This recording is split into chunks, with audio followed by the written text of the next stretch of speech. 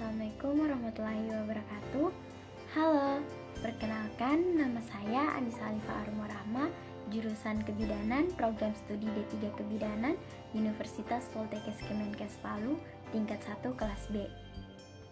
Di video ini saya akan memperkenalkan beberapa nama-nama atau istilah-istilah yang ada pada anatomi tubuh manusia, seperti istilah anatomi pada tubuh, nama-nama tulang, nama-nama otot, nama-nama organ sistem saraf, nama-nama organ sistem jantung, nama-nama organ pernafasan, dan nama-nama organ pencernaan.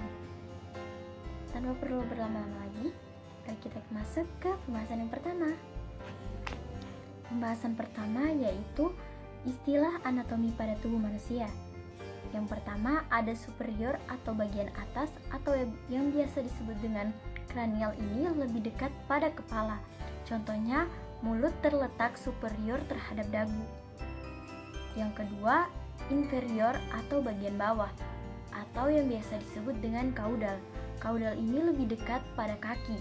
Contohnya, pusar terletak inferior terhadap payudara. Dan selanjutnya yaitu anterior atau bagian depan, lebih dekat ke depan. Contohnya, lambung terletak anterior terhadap limpa. Posterior atau bagian belakang, lebih dekat ke belakang. Contohnya, jantung terletak posterior terhadap tulang rusuk. Selanjutnya yaitu superficial, lebih dekat ke atau di permukaan. Contohnya, otot kaki terletak superficial dari tulangnya. Selanjutnya profunda, lebih jauh dari permukaan. Contohnya, tulang hasta dan pengumpil terletak lebih profunda dari otot lengan bawah. Selanjutnya medial atau bagian dalam, lebih dekat ke bidang median. Contohnya, jari manis terletak medial terhadap jempol. Yang selanjutnya yaitu lateral atau bagian luar, menjauhi bidang median. Contohnya, telinga terletak lateral terhadap mata. Proksimal atau atas, lebih dekat dengan batang tubuh atau pangkal. Contohnya, siku terletak proksimal terhadap telapak tangan. Selanjutnya yaitu distal atau bagian bawah, lebih jauh dari batang tubuh atau pangkal. Contohnya, pergelangan tangan terletak distal terhadap siku. Pembahasan kedua yaitu nama-nama tulang. Pembahasan kedua yaitu nama-nama tulang pada manusia. Yang pertama ada tulang belikat atau tulang scapula. Nama latinnya yaitu scapula. Yang kedua tulang selangka, nama latinnya os clavicula. Yang ketiga tulang lengan atas atau nama latinnya os humerus. Yang keempat tulang pengumpil atau nama latinnya os radius. Yang kelima tulang hasta atau nama latinnya yaitu os ulna. Yang keenam yaitu tulang pergelangan tangan, nama latinnya yaitu os carpi atau tulang karpus. Yang ketujuh yaitu tulang telapak tangan atau os metacarpus. Yang ke-8 yaitu tulang jari tangan atau tulang falang atau nama latinnya yaitu os falang. Tulang paha atau os femur, purung lutut atau patella, tulang kering atau tibia, tulang betis atau fibula. Selanjutnya yaitu nama-nama otot pada manusia. Yang pertama ada musculus frontalis atau otot tulang ubun-ubun. Yang kedua musculus temporalis atau otot tulang kening atau dahi. Yang ketiga musculus zygomatias atau otot tulang pipi. Yang keempat musculus masseter atau otot pengunyah. Yang kelima musculus orbicularis oculi atau otot tulang rongga mata. Yang keenam musculus orbicularis oris atau otot rongga mulut. Yang ketujuh musculus platysma, yaitu otot leher. Yang kedelapan musculus sternohyoideus atau otot tulang iga. Yang kesembilan musculus sternocleidomastoideus, yaitu otot tulang telangka dan belikat. Dan yang ke-10 yaitu musculus dentoideus, otot pangkal lengan atas atau bahu. Pembahasan selanjutnya yaitu nama-nama sistem organ pada jantung manusia. Yang pertama yaitu aorta. Aorta atau arteri terbesar pada tubuh manusia merupakan posisi yang berada di bagian atas organ jantung. Fungsinya sendiri untuk membawa darah yang mengandung zat oksigen dari bagian ventrikel kiri sampai ke seluruh tubuh manusia. Yang kedua yaitu vena cava superior. Bagian selanjutnya ini adalah vena cava superior atau biasa disebut dengan vena cava. Vena cava berukuran besar, ini terletak di bagian atas jantung.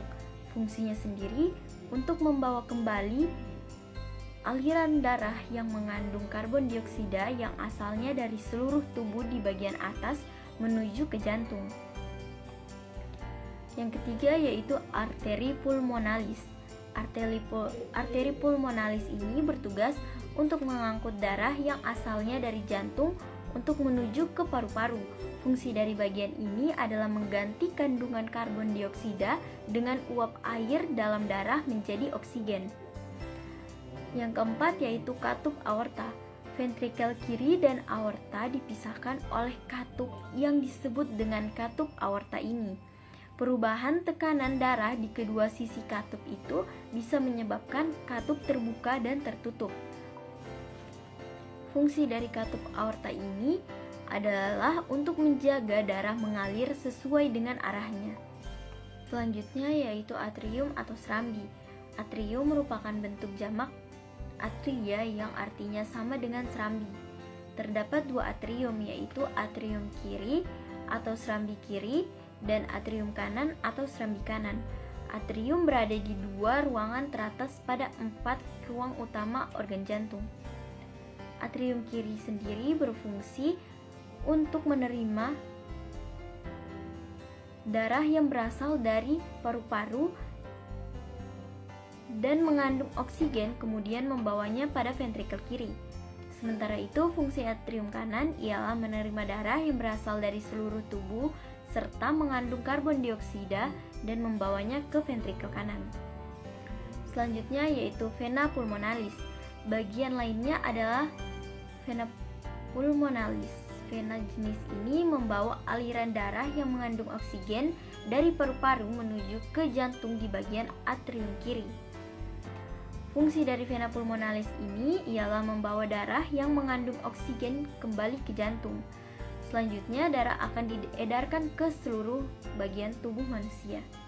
Selanjutnya yaitu katup tricuspidalis atau katup tricuspid. Terdiri atas 3 daun katup. Katup ini bisa terbuka dan tertutup kembali. Fungsinya sendiri untuk memisahkan atrium kanan dengan ventrikel kanan guna membantu mengalirkan darah yang mengandung sedikit oksigen dan atrium kanan menuju ke ventrikel kanan. Yang selanjutnya yaitu katup mitral. Katup mitral merupakan katup yang memisahkan atrium kiri dengan ventrikel kiri. Organ ini bisa terbuka ketika darah mengandung banyak oksigen pada atrium kiri dan akan mengalir menuju ventrikel kiri. Fungsi dari katup mitral ini untuk mencegah darah yang telah ada di ventrikel kiri kembali ke atrium kiri. Selanjutnya yaitu ventrikel atau bilik. Ventrikel merupakan 2 ruang kosong dari keempat ruangan pada bagian organ jantung. Biasanya ventrikel disebut dengan bilik.